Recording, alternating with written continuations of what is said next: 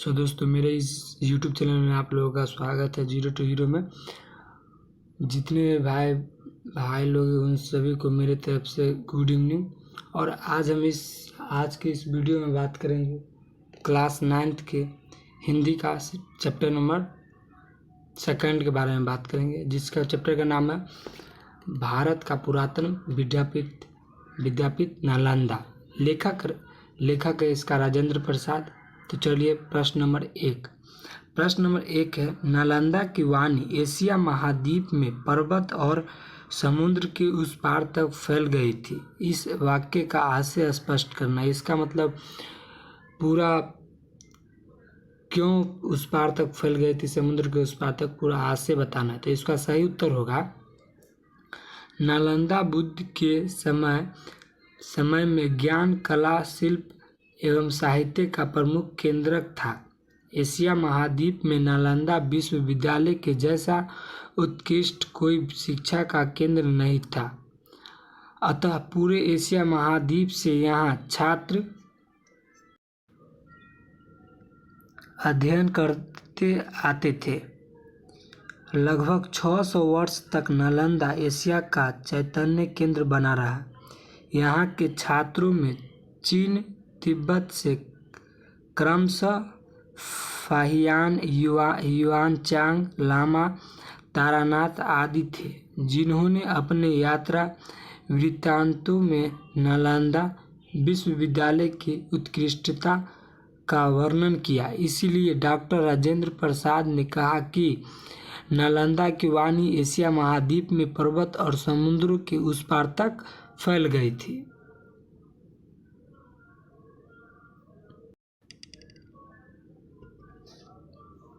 प्रश्न नंबर 2, मगध की प्राचीन राजधानी का नाम क्या था और कहाँ अवस्थित थी?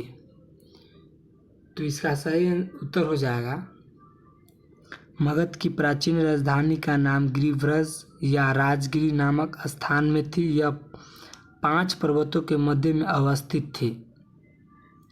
प्रश्न नंबर 3, बुद्ध के समय नालंदा में क्या था?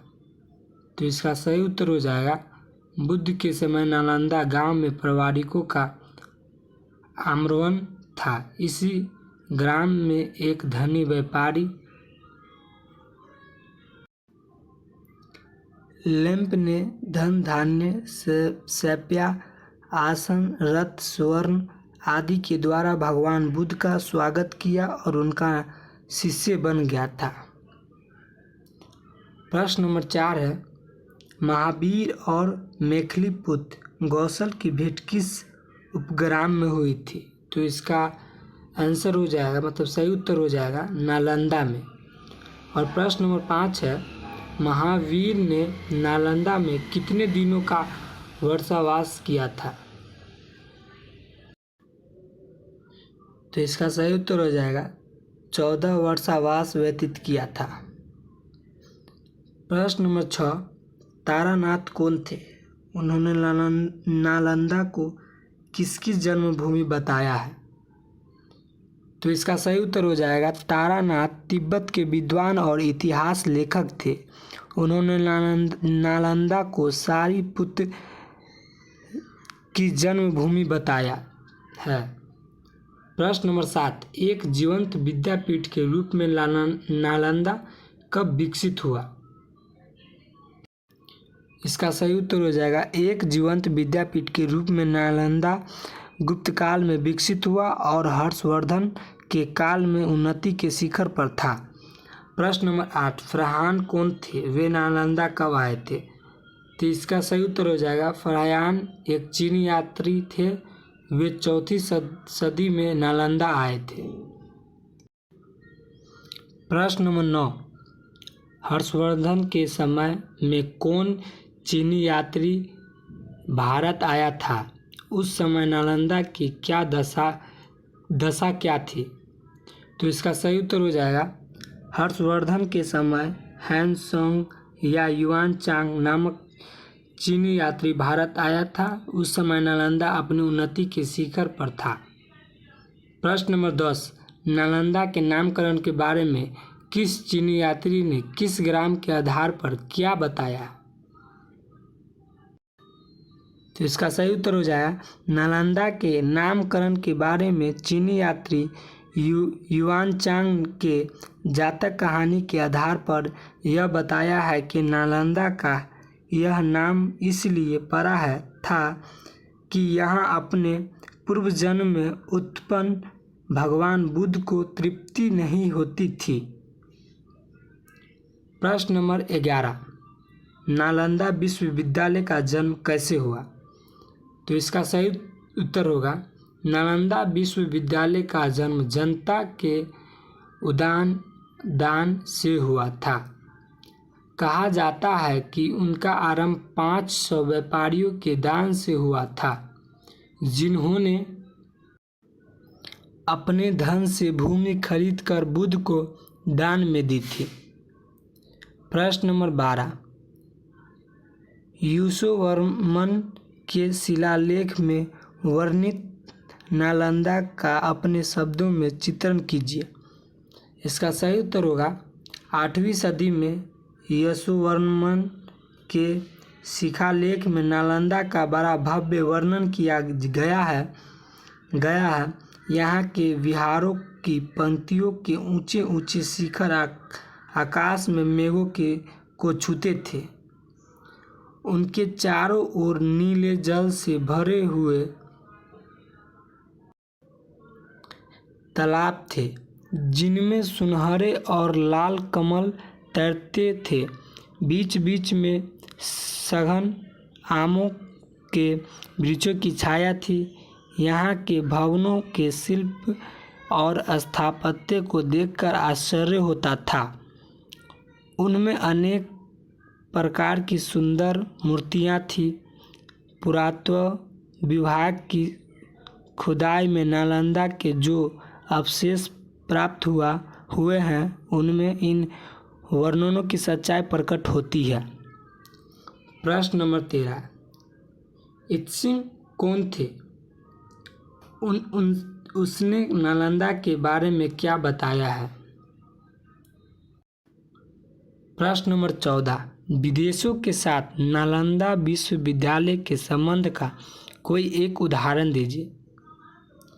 इसका सही उत्तर होगा नालंदा की खुदाई से एक ताम्रपत्र प्राप्त हुआ, जिससे ज्ञात होता है कि स्वर्णद्वीप के शासक शैलेंद्र ने मगध के सम्राट के पास अपना दूत भेजकर यह प्रार्थना की कि उनकी ओर से 5 गांवों का दान नालंदा विश्वविद्यालय को दिया जाए। नालंदा के गुणों से आकृष्ट होकर यवद्वीप के सम्राट ने नालंदा में एक बड़े विहार का निर्माण कराया।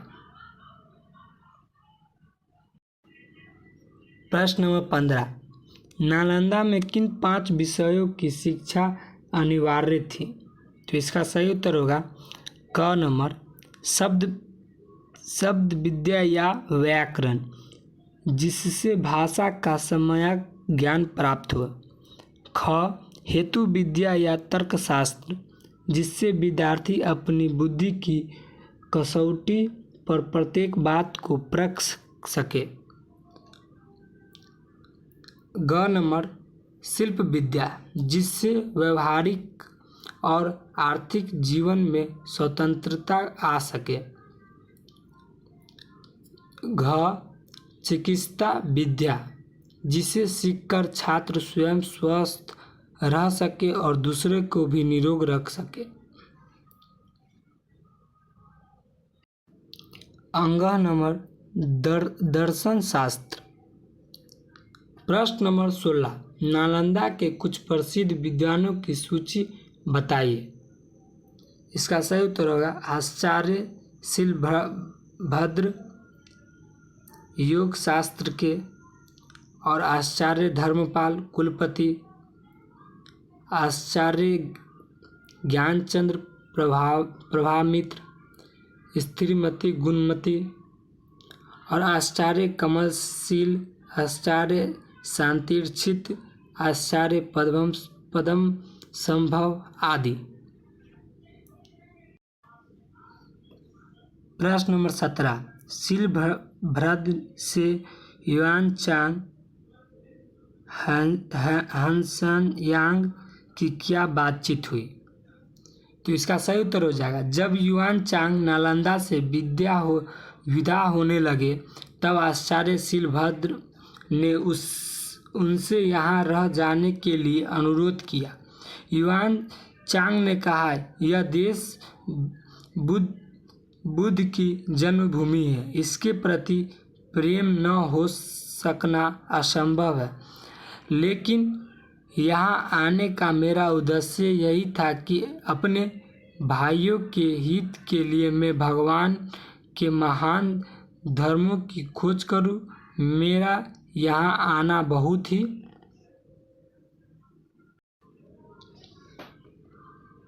लाभप्रद सिद्ध हुआ है।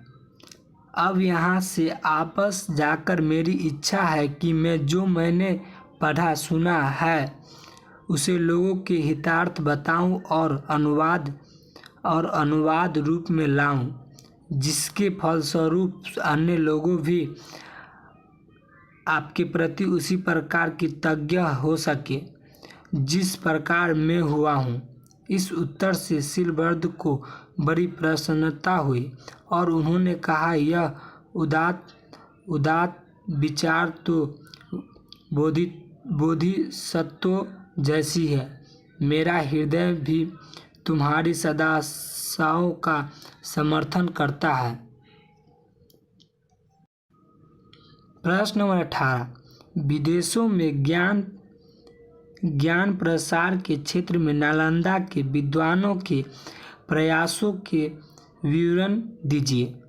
तो इसका सही उत्तर होगा, नालंदा के विद्वानों ने विदेशों में जाकर ज्ञान का प्रसार किया। पहले तो तिब्बत के प्रसिद्ध सम्राट त्सोग-छन-गप्पो 630 ईस्वी में अपने देश में भारतीय लिपि और ज्ञान का प्रसार करने के लिए अपने यहाँ के विद्वान थोन्मी सम्भोट को नालंदा भेजा, जिसने आचार्य देववित सिंह के चरणों में बैठकर बौद्ध और ब्राह्मण साहित्य की शिक्षा प्राप्त की। इसके बाद 8वीं सदी में नालंदा के कुलपति आचार्य शांतिरक्षित तिब्बती सम्राट के आमंत्रण पर उस देश में गए। नालंदा के तंत्र विद्या के प्रमुख आचार्य कमलशील भी तिब्बत गए थे।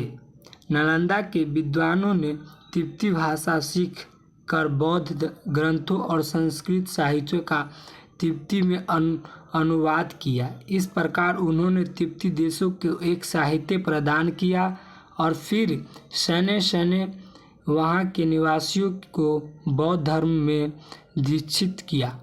नालंदा के आचार्य शांतिरक्षित ने ही सबसे पहले 749 ईस्वी में तिब्बत में बौद्ध विहार की स्थापना की थी। इन विद्वानों में आचार्य पद्म संभव 749 ईस्वी और दीपंधक श्री ज्ञान आतिच 980 ईस्वी के नाम उल्लेखनीय हैं। प्रश्न नंबर 19, ज्ञान दान की विशेषता क्या है? तो इसका उत्तर हो जाएगा, सही उत्तर हो जाएगा, ज्ञान के क्षेत्र में जो दान दिया जाता है वह सीमारहित और अनंत होता है। न उसके बांटने वालों को दीप्ति होती है और न उसे लेने वालों को। नालंदा के विद्वानों ने विदेशों में जाकर ज्ञान का प्रसार किया। नालंदा के तंत्र विद्या के आचार्य कमलशील भी तिब्बत गए। इसी तरह नालंदा के विद्वानों ने तिब्बती भाषा सीखकर बौद्ध ग्रंथों और संस्कृत साहित्य का अनुवाद किया। इससे ज्ञान का आदान प्रदान हुआ। एक दूसरे से लाभान्वित होना ही इन ज्ञानदान की विशेषता है। सो दोस्तों, आज आप लोगों को वीडियो पसंद आए तो ज़्यादा से ज़्यादा शेयर करें, कमेंट करें, लाइक करें। धन्यवाद।